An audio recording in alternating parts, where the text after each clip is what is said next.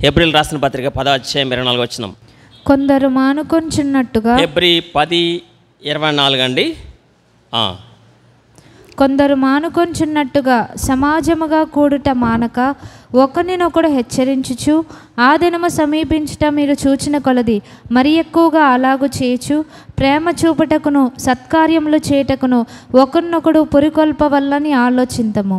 ఇక్కడ అండర్లైన్ చేసుకోవాల్సిన వర్డ్ అంటే హెచ్చరించు. బోరా విజయోత్సవానికి పాటలు పాడడానికి సాదృశ్యం అని చూసాము. ఇక్కడ ఈ సందర్భంలో బోరను హెచ్చరిక చేయడానికి కూడా ఉపయోగిస్తారు. హెచ్చరిక చేయడానికి ఇక్కడ కొందరు మానుకొనుచున్నట్టుగా సమాజముగా కూట మానక ఒకరినొకడు హెచ్చరించుకోవాలి. ఒకరినొకడు హెచ్చరించుకోవచ్చు. ఏం చేయాలటండి? ఆ దినము సమీపించిన మీరు చూసిన కొలది మరి ఎక్కువగా అలాగూ చేయొచ్చు, ప్రేమ చూపుటకును సత్కార్యములు చేయటకును ఒకరినొకడు పురికొల్పాలని ఆలోచింతము. ప్రభువు రాకడ సమీపిస్తూ ఉన్నది కాబట్టి మనం ఏం చేయాలంటే ఒకరినొకరు ఏం చేయాలండి? హెచ్చరించుకోవాలి.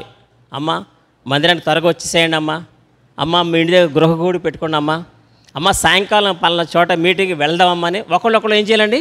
హెచ్చరి. ప్రభు వస్తున్నాడు సొమ్ము. అందుకని వాక్యం ఉందంటే మరణాత అనే వాక్యం ఉంది. మాట తెలుగులో ఏముందండి? మరణాత అంటే అర్థం ఏంటండి? ప్రభువు వచ్చినాడు. చూడండి రిఫరెన్స్. మా అత్తగారు గుర్తు రాకూడదు. మరణాత అంటే ప్రభు వస్తున్నాడని గుర్తుండాలి జనాలకి. మరణాత అంటే వరజమ్మ గారు కాదు. మరణాత అంటే ప్రభు వచ్చిస్తున్నాడని. తీయండి రిఫరెన్స్. కొరింథీయులకు రాసిన మొదటి పత్రిక 16వ అధ్యాయం. మొదటి కొరింథీ 16:22 వచనం. 16:22. వనజమ్మ అంటే బైబిల్ మిషన్ మరణాత అంటారు. మరణాత అంటే వనజమ్మ బైబిల్ మిషన్ అంటారు. అలా కాదు, మనకి అవి ఏమి మైండ్లో ఉండకూడదు. ఎవడైనను ప్రభువును ప్రేమింపకుంటే వాడు శపింపబడును గాక. ఎవడైనను ప్రభువును ప్రేమింపకుంటే వాడు శపింపబడును గాక. ప్రభువు వచ్చుచున్నాడు. ప్రభువు వచ్చుచున్నాడు. తీసారు కదా అందరూ. కింద ఫుట్ నోట్లు ఏముందండి? మరణ్ ఆత అనగా ప్రభువు వచ్చుచున్నాడు. ప్రభువు వచ్చుచున్నాడు. మరణ్ ఆత, మరణాత. వనజమ్మ గారు వస్తున్నారని కాదు అక్కడ. ప్రభువు వచ్చుచున్నాడు. మన ప్రభువు తిరిగి రానయ్యున్నాడు. అందుకని ఇంకో రిఫరెన్స్ ఏముందంటే ఆత్మయు పెండ్లి కుమార్తెయు రమ్ము అని చెప్పాలి. ఆ రిఫరెన్స్ చూసుకొని మనం ముగించుకుందాం. మరణాత అంటే ఏం చూసామండి? ప్రభువు వచ్చుచున్నాడని చూచాము. ప్రభు వచ్చుచున్నాడని మనము ఒకరినొకరు హెచ్చరిక చేసుకోవాలి. ప్రకటన గ్రంథము 22వ అధ్యాయము 17వ వచనం అండి. అందరూ కలిసి చదవండి రెఫరెన్స్. ప్రకటన గ్రంథము 22వ అధ్యాయం 17వ వచనం. హెచ్చరిక అంటే ఇలా ఉండాలి. అక్కడ చింతపండు 50 రూపాయలే, అక్కడ మామిడి పళ్ళు డజన్ 50 రూపాయలు. ఇది కాదు వెళ్ళి తెచ్చేసుకుంటే అయిపోతాయేమో, మనం అవి చెప్పుకుంటూ ఉంటాం. అవి కాదు. ప్రకటన గ్రంథము 22వ అధ్యాయం 17వ వచనం కలిసి చదువుదామండి. ఆత్మయు పెండ్లి కుమార్తెయు రమ్ము అని చెప్పుచున్నారు, వినివాడును రమ్ము అని చెప్పవలని. ఇది హెచ్చరిక, ఆత్మ సంబంధమైన హెచ్చరిక. దేవుని ఆత్మ పరిశుద్ధాత్ముడు ఏమంటున్నారండి? ప్రభువా రమ్ము అంటున్నారు.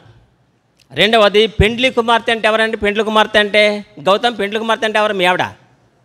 మరెవరు పెండ్లి కుమార్తె అంటే? సంఘము. పెండ్లి కుమార్తె అంటే సంఘము. అంటే పరిశుద్ధాత్ముడు సంఘము కూడా ప్రభువా రమ్ము అని అంటూ ఉంటే వినువాడును మనము కూడా ఏమనాలండి? రమ్ము అని చెప్పవలను. మరణాత మరణాత అనుకుంటారు కానీ సిద్ధపాటే ఉండదు. జనాలు ఏమనుకుంటారండి? మరణాత మరణాత లోన్ ఏడ్చొచ్చేవాళ్ళారా అన్నట్టుగా ఉంటుంది. హృదయంలో ఉండదు మరణాత మరణాత ఏం ఉండదు. హృదయంలో నుంచి రావాలి. ప్రభువు వచ్చుచున్నాడని మన హెచ్చరిక ఎలా ఉండాలండి? పాటలు పాడుకొంచు. అందుకనే వాక్య సంబంధమైన పద్యములతోనూ ఆత్మ సంబంధమైన పాటలతోనూ. ఎఫెసీయులకు రాసిన పత్రిక 5వ అధ్యాయము 19వ వచనం. ఎఫెసీ 5:19. ఒకరినొకడు కీర్తనలతోనూ సంగీతములతోనూ ఆత్మ సంబంధమైన పాటలతోనూ హెచ్చరించుచు మీ హృదయములలో ప్రభువును గూర్చి పాడుచు కీర్తించుచు మన ప్రభువైన యేసుక్రీస్తు పేరట సమస్తమును గూర్చి తండ్రి అయిన దేవునికి ఎల్లప్పుడూ కృతజ్ఞతాస్తుతులు చెల్లించుచు క్రీస్తునందలి భయముతో ఒకనికొకడు లోబడి ఉండుడి. ఒకరికొకడు భార్యాభర్తలో ఒకళ్ళొకరు లోపడటం అరుదు, భార్యాభర్తలకు తల్లిదండ్రులకు పిల్లలు లోపడటం అరుదైతే సంఘములో విశ్వాసులు ఒకరినొకరు లోబడి ఉండడం మాకు అది సాధ్యమేనంటారా? ఏమనే చెప్పండి కానీ నేను మాత్రం లోబడి ఉండనండి అనేవాళ్ళు ఎక్కువ మంది ఉన్నారు. ఇక్కడ ఆత్మ సంబంధమైన ఏముందండి? ఇక్కడ పాటలు, ఇక్కడ కీర్తనలో ఉంది. తర్వాత ఏముందండి? సంగీతం అంటే కీబోర్డు, తబలా, వీటిని సంగీతం అంటారు. కీర్తనలు, పాటలు అంటే మనము పాడేవి. అంటే పాటలు పాడచ్చు, వాయిద్యాలు వాయించచ్చు. మనం ఎలా ఉండాలంటే ఒకరినొకరు హెచ్చరించుకోవాలి. అంటే మనం డైరెక్ట్గా చెప్తే కోపం వచ్చేది విశ్వాసులకి. పాట రూపంలో అనుకోండి ఇంకేమంటకూడదు కదా. పాట రూపంలో అయితే తిట్టినా ఏమంట నోరు ఎత్తకుండా ఆడు పాడాలి, మనము పాడాలి. అందుకని వాక్యం కూడా ఇండైరెక్ట్గా చెప్తుంది, ఒరే నువ్వు ఎవరినైనా తిట్టాలనుకున్నా అనాలనుకున్నా పాట పాడేసామనుకోండి, ఏదో పాడుకున్నా. కానీ అర్థమైనోడికి మాత్రం రాజులకు రాజైన యేసు ప్రభు రానయ్యున్నాడు అని అంటూ ఎత్తబడదవా లేక విడివబడదవా అన్నాం అనుకోండి. అంతేగాని ప్రభు వస్తున్నాడు నువ్వు వంటవా ఎత్తబడతావా అని డైరెక్ట్గా అడిగితే కుదరదు, కోపం వచ్చేద్ది. అదే పాట రూపంలో రాజులకు రాజైన యేసు ప్రభు రానయ్యున్నాడు ఎత్తబడదవా లేక విడివబడదవా అంటే గుచ్చుకుంటుంది, అర్థమవుతుంది. ఏమో నీ పేరేం పేరమ్మా? పుష్ప. అర్థమైందా? అందుకని వాక్యం చెప్తుందంటే రే కొంతమందికి వాక్యం డైరెక్ట్గా చెప్తే పళ్ళు రాళ్ళు కూడా వేస్తారు. కనుక కీర్తనలతోనూ సంగీతములతోనూ పాటలతోనూ ఒకరినొకరు హెచ్చరించుకొనుచు. ఈ దినాన్ని గిద్యోను గారి సందర్భాన్ని బట్టి మన గృహాల్లో ఏం చేయాలి? మనం పాటలు పాడాలి, వాయిద్యములు వాయించాలి. ఆత్మ సంబంధమైన కీర్తనలతో ఒకరొకరు ఏం చేయాలండి?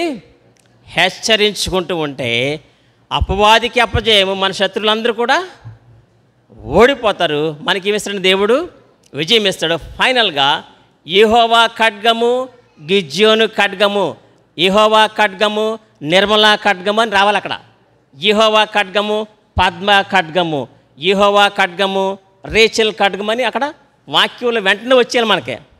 ఆ విధంగా మనం జీవిస్తే యెహోవా ఖడ్గము, రాజీ ఖడ్గము అనే స్థాయిలోకి మనం వచ్చేయాలమ్మా. యెహోవా ఖడ్గము, ప్రణవ్ ఖడ్గము, యెహోవా ఖడ్గము, పుష్ప ఖడ్గము మన పేర్లాడు వచ్చేయాలి. అప్పుడే మన శత్రువులందరూ కూడా ఏం చేస్తారండి? ఓడిపోతారు. కనుక ఈవేళ నుంచి మన గృహాల్లో అరాకొరా పాటలు కాదు, పాటలు పాడుచు సంతోషంగా ఉంటే మన కాళ్ళను ఆయన ఏం చేస్తాడండి? లేడీ కాళ్ళ వలె చేస్తాడు. ఇక్కడ వాపు వచ్చేసింది, అయ్యి బాబాయ్ ఇక్కడ వాపు వచ్చేసింది బాబాయ్, ఇక్కడ నడలేకపోతున్నాను బాబాయ్, లెగలేకపోతున్నాను బాబాయ్, నడు నొక్కరా పిక్క నొక్కరా ఏమి ఉండవు ఇక్కడ. ఆయన నా కాళ్ళను లేడీ కాళ్ళ వలె చేస్తాడు. దేవుడి వాక్యము దీవించును గాక. ఆమె దగ్గర మా తండ్రి నీ వాక్యం అనుగ్రహించినారు, అటు రీతిగా జీవించే శక్తి మాకు దయచేయమని యేసు నామములో ప్రార్థిస్తున్నాం తండ్రి. ఆమె.